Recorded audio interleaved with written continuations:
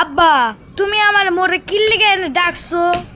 তুই তো সারাদিন ঘরের মধ্যে বয়ে থাও, চাকরি টাকরি করবি না। তোর যদি আজকে তোর চাকরি করার লেগে এনে রাখছি, বুঝছস?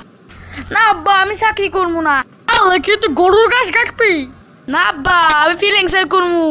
ফিলিংসার তো হলো নাম, এই খালি একটা উল্টা পাল্টা জিনিস।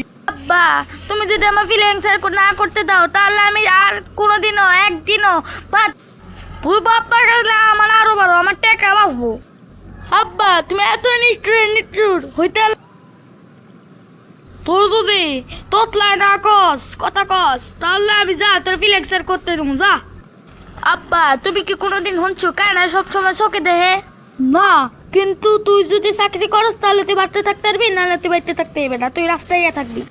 ঠিক আছে, আমি চাকরি করবো, কিন্তু আমার ফিলিংসেরও পাশাপাশি করতে দিতে হইব, নাহলে কিন্তু আমি তোমার সেইরা আর তোমার ঘরে সবারে এমন কথা করবো যে তোমরা বুঝবা। আইসে আমার ক্ষতি করবো, আমার পুরো ফ্যামিলি সবাই, বাকি 70 জন রে সবাই নাকি মারধর করবো। আইসে তুই কথা কম কয়া যা অফিসে যায় তোর রেজিগনেশন দিয়ায়। ঠিক আছে, যাইতাছি আমি। বুঝছি, আল্লাহ তাড়াতাড়ি দূর দে, নালে রেজিগনেশন দিতে দেরি হয়ে যাবো।